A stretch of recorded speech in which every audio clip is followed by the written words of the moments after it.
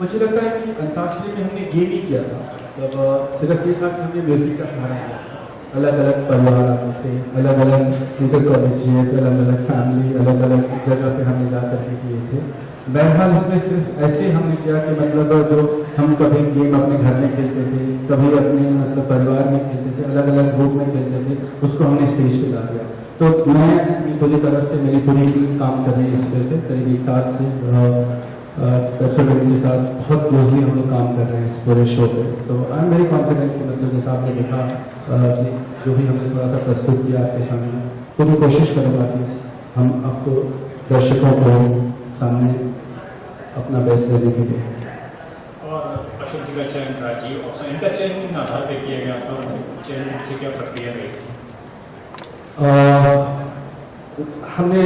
क्योंकि बहुत ये था इसको चयन करना, क्योंकि परिवार, एनर्जी, ऐसी बात जो हम कह रहे हैं उसको अल्टीमेटली तो एंकर ही जीवित रख करते हैं, वही मतलब पर्दे को, मेरी कल्पनाओं को उतारते हैं टेलीविजन के सामने। तो of course I start with Rajiv. बहुत लोगों को हमने मतलब ये किया, स्क्रीन टेस्ट किया, ऑडिशन किया, देखा किसमें कुछ चीजें थी, किसी में कुछ चीजें थी, बट राजीव में जो एनर्जी थी, राजीव में जो स्पॉन्टेनियस था, राजीव में जो मतलब परिवार से बात करते करते एक्सटेम्पोरस उसको मतलब बातें करते थे, उसको आगे बढ़ा देते थे, बढ़ा देते हैं, थोड़ी कभी मस्ती ऐड कर देते हैं, थोड़ा सा कभी उसको ह्यूमन में ला देते हैं, और अब वो ये एनर्जी है। अब देख रहे होंगे कि मतलब उस पूरे गेम के साथ वो खेलते हैं, बहते हैं, वो ऐसे नहीं खड़े होकर के लाइनें बोल रहे थे, वो पूरे गेम के साथ मतलब उसका हिस्सा बन जाते हैं। मेरे एंकर हमेशा ऐसे ही रहे, मतलब उस खेल के साथ बह जाए। अफशार के बारे में कहना चाहूँगा कि इसकी पीछे पूरी प्रेसिडेंट की सोच थी, और मैं पूरा क्रेडिट फराह को देता हूँ। जब हमने कॉन्सेप्ट सोचा तो फराह के दिमाग में मतलब सिर्फ अफशा थी कि नहीं, गजेंद्र बोले अफशा को देखना है शो में, मैं मतलब मुझे लगता है उससे बेस्ट कोई नहीं कर सकता है। तो the entire credit goes to her, because she was convinced that मतलब it look nice. I think Farah, thank you so much. किया है हमने, आप हर शहर में हम लोग गए, करीब 50 से 60 फैमिली आई थी मतलब खेलने के लिए। हमने वहाँ पे एक स्टेज लगाया था, एक गेम कंडक्ट किया था, उस गेम के आधार पे एनर्जी, पार्टिसिपेशन, इन्वॉल्वमेंट, वो सब पूरा मिला करके हमने उनका चयन किया है। अशोक जी का फेस बड़ा स्माइली फेस है, तो इस वजह से उनको चुना गया। अशोक जी हमारे देश की धरोहर है, साहित्य की धरोहर, मतलब कुछ चंद नाम हैं जो मतलब जिनके हम नाश कर सकते हैं, वो अशोक जी हैं। जब कोई चीज अशोक जी लिखते हैं तो अपने आप एक इतिहास बन जाता है। तो मैं उनके साथ इस सानिध्य और इस सुनहरा मौका को छोड़ना नहीं चाहता था। Thank you. राजीव, आपसे जानना चाहेंगे ये भी, ये शायद आप पीपल अप्रोचेबल चैलेंजिंग तो जब से काम कर रहे हैं, हर नई चीज़ आ रही है, चैलेंजिंग ही आ रही है लाइफ। और ये चैलेंजिंग इसलिए भी था कि जगदीश सर ने जिस तरह से मुझे बताया कि लगातार आपको 45 मिनट के शो में स्टेज पर रहना है और उस एनर्जी को बनाए रखना है, क्योंकि 45 मिनट लगातार उछलना, कूदना, बोलना और स्पॉन्टेनियस रहना, क्योंकि हम अच्छी तरह से नहीं जान रहे होते कि परिवार सामने से क्या रिस्पॉन्स करेगा। अगर हम उससे सवाल करते हैं कोई, वो सामने से क्या रिस्पॉन्स करेगा, और हमें उसको ह्यूमरस वे में घर तक पहुँचाना है। और उसके साथ साथ सिर्फ ह्यूमरस ही नहीं, गेम्स खिलानी है, फन आ रहा है, लेकिन हमें, क्योंकि हम दूरदर्शन पे काम कर रहे हैं, हम बचपन से इस चैनल को देखते आ रहे हैं, जहाँ पर हमने बहुत कुछ सीखा, तो हम चाहते थे कि वो आगे बढ़े, कि जो परिवार आ रहे हैं उनसे हम उसकी इंस्पिरेशन पूछते हैं, उनके मैसेज लेते हैं कि भाभियाँ आ रही हैं तो घर में कैसा माहौल रहता है। हम वो सास बहू के जो कड़वे रिश्ते हैं उसको मीठा बनाकर पेश कर रहे हैं, क्योंकि यहाँ पर सिर्फ कड़वे रिश्ते ही आज के चैनल में दिखाए जाते हैं, लेकिन जब सामने हिंदुस्तान की असली फैमिलीज आती हैं तो वो बताती हैं कि उनका बच्चा बीमार था, मैं बाहर थी, तो मेरी सासू माँ ने कैसे केयर किया, मेरी अपनी मम्मी बीमार थी और मेरी सासू माँ ने बोला कि बच्चे को छोड़ के यहाँ जा, अपनी मम्मी का ध्यान रख। तो हम ये मैसेज साथ में दे रहे हैं कि फैमिलीज को पता लगना चाहिए कि जो सास बहू के कड़वे रिश्ते सिर्फ दिखाए जा रहे हैं, हिंदुस्तान में वो नहीं है। हिंदुस्तान में असली बहुएं जो बेटियों की तरह रह रही हैं वो भी यहाँ पर है। मतलब हमारा तो ये शो में भी बोलते हैं कि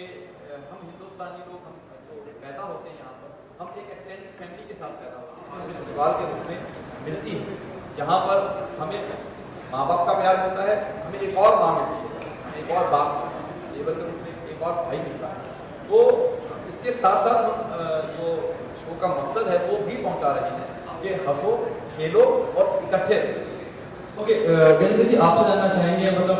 आपके इसमें दो राय नहीं है, अगर आपको विश्व पितामह कहा जाए रियलिटी शो वाले, इसमें कोई बुरा नहीं होगा। जिस तरह से राजीव ने कहा कि फैमिली की बात है, परिवार की बात है, अमूमन जो आपके शो रहे हैं, जो आपने पिछले जो भी आपने किया है in terms of reality show, चाहे वो गानों की बात हो, कहीं ना कहीं बहुत इमोशनल मोमेंट भी दिखाए जाते हैं, हो जाते हैं, हालात बन जाते हैं, तो कुछ इस तरह का भी कुछ होगा no because of so called TRP? I hope you take it on positive. बिल्कुल, मुझे नहीं पता कि टीआरपी सो कॉल्ड या what so called, but definitely for the show and what Rajiv said right now around कि कैसे हम फैमिलीज को एक वैल्यूज दिखाते हैं, एक रियल फैमिली के बीच में क्या होता है, एक रियल फैमिली क्या होती है। हम फिक्शन तो देखते हैं, उसका एक अलग मापदंड है, उसका एक अलग रूप है, उसका कुछ मैं इससे तुलना नहीं करना चाहता हूँ, लेकिन पेप्सोडेंट का मकसद रहा कि वाकई परिवार क्या होते हैं, असली परिवार क्या होते हैं, उस परिवार को हमने लाने की कोशिश की है। राजीव ने जैसे कहा कि कैसे मोमेंट आते हैं जब हम कुछ गेम, दो गेम के बीच में जब हम उनके बारे में बात करते हैं कि आपका प्यार कैसे हुआ, आपके मोमेंट्स कैसे रहे लाइफ में, आपके अप्स एंड डाउन कैसे रहे, तो कुछ कुछ ऐसी बातें होती हैं कि मतलब अनायास रोना आ जाता है, अनायास हंसना आ जाता है, अनायास से मतलब इन्होंने आप खिलखिला करके नाचने लगते हैं, तो ये मोमेंट अपने आप बनते हैं। राजीव आई थिंक कई मोमेंट बने जहाँ पे मतलब आंखें भर आई, थोड़ा सा उनको डिस्क्राइब कीजिए, बताइए कैसा रहा। जैसे कि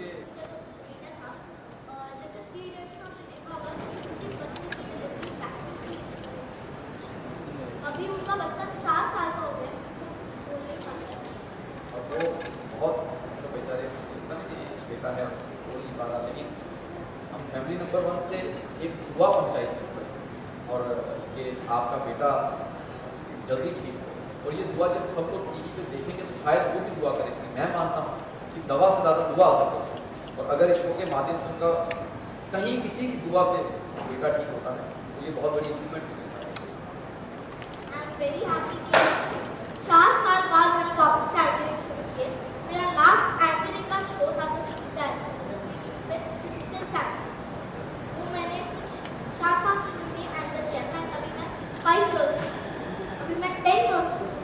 4-5 साल हो चुके हैं एंड वापस से मेरा एंकरिंग शुरू हो गया, वो भी राजीव भैया के साथ, क्योंकि बड़े कॉमेडियन हैं, तो बहुत मजा आ रहा है and it is a pleasure to under.